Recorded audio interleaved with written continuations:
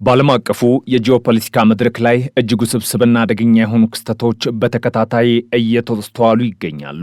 በተለይም በእስራኤል በአሜሪካና በኢራን መካከል ያለው ፍጥጫ ከጊዜ ወደ ጊዜ እየተባባሰ መጥቶ ከቀጠናው ውጥረት አልፎ የዓለምን የኢኮኖሚና የደህንነት ሚዛን ሊያናጋ ወደሚችልበት ደረጃ ላይ ደርሷል። ይህ ዘርፈ ብዙና የተንዛዛ ግጭት በአንድ በኩል በውጭ ሀገራት በሚካሄዱ እጅግ ሚስጥራዊ ጥላ ስር የስለላ ዘመቻዎች የሚገለጽ ሲሆን፣ በሌላ በኩል ደግሞ በግልጽ በሚሰነዘሩ ወታደራዊ ዛቻዎች በባህር ላይ ንግድ እገዳዎችና በከፍተኛ ዲፕሎማሲ ሰጥ አገባዎች የታጀበም ሆኗል። ከሰሜናዊ ጣሊያን የውሃ አካላት እስከ ሆርሙዝ የባህር ወሽመጥ እንዲሁም ከቴልአቪቭ የስለላ ቢሮዎች እስከ ቴህራን ወታደራዊ ሰፈሮች ድረስ የተዘረጋው ይህ ጦርነት አሁን ላይ ከምንጊዜውም በላይ አሳሳቢ ምዕራፍ ላይ ይገኛል። የእስራኤል ብሔራዊ ስለላ ተቋም የሆነው ሞሳድ ዳይሬክተር ዴቪድ በርኒያ ከረጅም ጊዜ ጸጥታ በኋላ በአንድ ይፋ መድረክ ላይ ያደረጉት ንግግር የዚህን የጥላ ስር ጦርነት ጥልቀትና ስፋት ፍንትው አድርጎ ያሳየ ነበር። ዳይሬክተሩ በስለላው ዓለም ሀገራቸውን ሲያገለግሉ የተሰዉ አባሎቻቸውን ለማሰብ በተዘጋጀ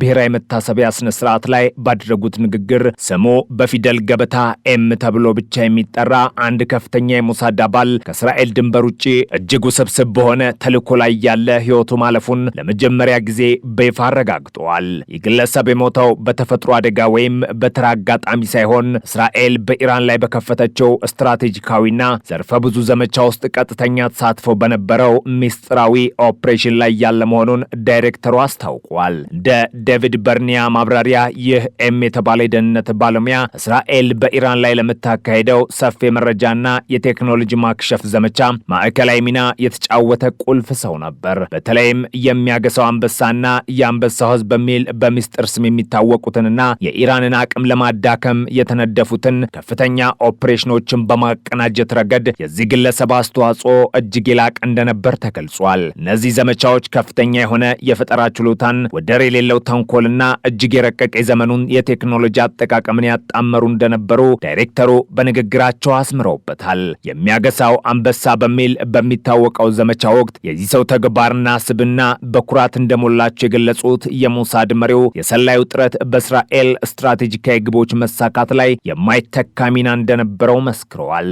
ይህ ይፋዊ መግለጫ ከተሰጠ በኋላ የተለያዩ የእስራኤል መገናኛ ብዙሃንና የደህንነት ምንጮች የዚህን ሚስጥራዊ ሰው ማንነትና የሞተበትን አጋጣሚ በዝርዝር አውጥተውታል። ግለሰቡ የ50 ዓመቱ ኤሬስ ሺሞኒ የተባለና ለ30 ዓመታት ያህል በሞሳድ ውስጥ የተለያዩ የኃላፊነት እርከኖች ላይ ሲያገለግል የቆየ አንጋፋ የስለላ ባለሙያ ነበር።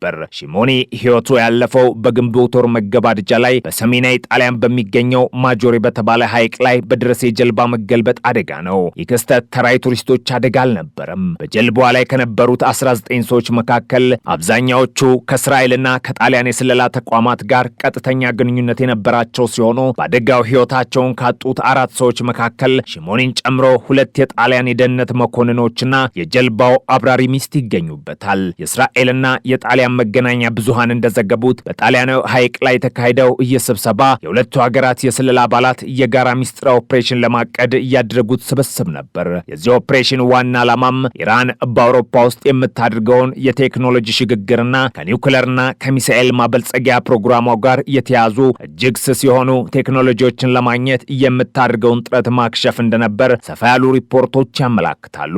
የክስተት የእስራኤልና የኢራን የጥላ ስር ጦርነት ከመካከለኛው ምስራቅ ድንበሮች ተሻግሮ በአውሮፓ ከተሞችና የውሃ አካላት ላይ ምን ያህል ስር እንደሰደደና የሌሎች ሀገራትን የደህንነት ተቋማት በስፋት ያሳተፈ መሆኑን በግልጽ ያመላክታል። የኤሬስ ሺሞኒ የቀብር ስነ ስርዓት በአሽኬሎን ከተማ ሲፈጸም ታይቶ በማይታወቅ ጥብቅ የጸጥታ ጥበቃ ስር ነበር። ከፍተኛ የሞሳድ ባለስልጣናትና የደህንነት ዘርፉ መሪዎች ማንነታቸው እንዳይታወቅ ኮፍያቸውን ደፍተውና ፊታቸውን ሙሉ በሙሉ በጭንብል ሸፍነው መገኘታቸው እንዲሁም ተሰብሳቢዎች በሙሉ ተንቀሳቃሽ ስልኮቻቸው እንዲያጠፉ ጥብቅ ትዕዛዝ መሰጠቱ የግለሰቡን ስራና ማንነት ዙሪያ ያለውን ከፍተኛ ሚስጥራዊነት የሚያንጸባርቅ ነበር።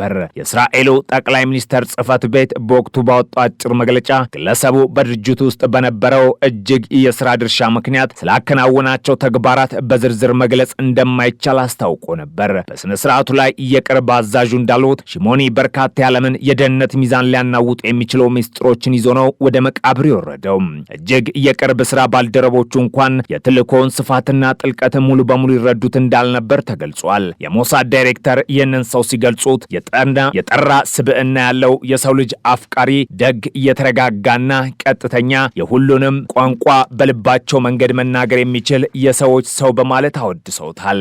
ይህ በእንዲህ እንዳለም በእስራኤልና በኢራን መካከል ያለው ፍጥጫ ከድብቅ የስለላ ዘመቻዎች ባለፈ በመካከለኛው ምስራቅ ቀጠና ውስጥ እጅግ አስፈሪ ወደሆነና የዓለምን ኢኮኖሚ ሊያሽመደምድ ወደሚችል ግልጽ የጦርነት ዛቻ ተሸጋግሯል። የኢራን ከፍተኛ የአየርና ጠፈር ኃይል አዛዥ የሆኑት ብርጋዴር ጀኔራል ሴድ ማጂድ ሙሳቪ የሰጡት እጅግ ጠንካራና የማያወላውል መግለጫ የቀጠናውን የኃይል ሚዛን ሙሉ በሙሉ ሊያፈርስ የሚችል ሆኗል። ጀኔራሉ በኢራን መንግስታት መገናኛ ብዙሃን በኩል ባስተላለፉት መልእክት በአሁኑ ወቅት ያለው የተኩስ አቁም ስምምነት ፈርሶ ግጭት ዳግም ከተቀሰቀሰ ኢራን ምንም አይነት መታቀብ እንደማታደርግና የዚህም ውጤት በመላው የባህረ ሰላጤው የነዳጅ ኢንዱስትሪ ላይ አሰቃቂና አውዳሚ እንደሚሆን አስጠንቅቋል። ማንኛውም በኢራን ላይ የሚሰነዘር የጥቃት እርምጃም በወታደራዊ ስትራቴጂ ብቻ ሳይሆን በመላው የኢራን ህዝብ ቁጣና ፍላጎት የሚመራ አጸፋን እንደሚጋብዝ አስታውቀዋል። የጄኔራል ሙሳቪ ማስጠንቀቂያ የመጣው አሁን ላይ ያለው የሁለት ሳምንት የተኩስ አቁም ስምምነት በገደል አፋፍ ላይ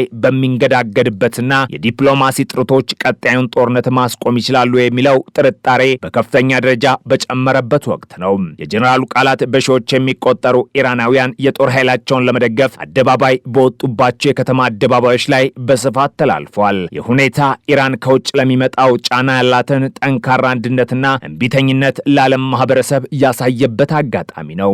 ጄኔራሉ የኢራን ህዝብ ላሳየው ጽናት ምስጋናቸውን አቅርበው በተኩስ አቁም ጊዜም ቢሆን የኢራን ወታደራዊ ኃይል በተለይም የሚሳኤል ክፍሎች ከፍተኛ የንቃት ደረጃ ላይ እንደሚገኙና ማንኛውንም የጥቃት ትዕዛዝ ለመፈጸም በተጠንቀቅ መቆማቸውን አጋልጠዋል። ከዚህም ባሻገር ጄኔራል ሙሳቬ ለቀጠናው ሀገራት ያስተላለፉት ቀጥተኛ ዛቻ ከኢራን ድንበሮች ባሻገር ከፍተኛ የፍርሃት ድባብን ፈጥሯል። ማንኛውም ሀገር ግዛቱን፣ የአየር ክልሉን ወይም ሀብቱን አሜሪካ በኢራን ላይ ለምታካሄደው ጥቃት መነሻ እንዲሆን ከፈቀደ ቀጥተኛና አሳዛኝ እርምጃ እንደሚወሰድበት በማያሻማ ቋንቋ አስጠንቅቋል። ይህ አይነቱ የውጭ ሀገራት ትብብር በመላው ምዕራብ ኤሽያ የሚገኘውን የነዳጅ ምርት ሙሉ በሙሉ ወደ ማቆም ሊያመራ እንደሚችልና ይህን እርምጃ የዓለምን የኃይል ገበያ ወደማይቀለበስና አስከፊ ቀውስ ውስጥ እንደሚከተው በግልጽ አስምረውበታል። የዓለም ኢኮኖሚ ደም ስር የሆነው የባህረ ሰላጤ የነዳጅ አቅርቦት ከተቋረጠ በዓለም አቀፍ ደረጃ ሊከሰት የሚችለው የዋጋ ንረትና የኢኮኖሚ ድቀት እጅግ አስከፊ እንደሚሆን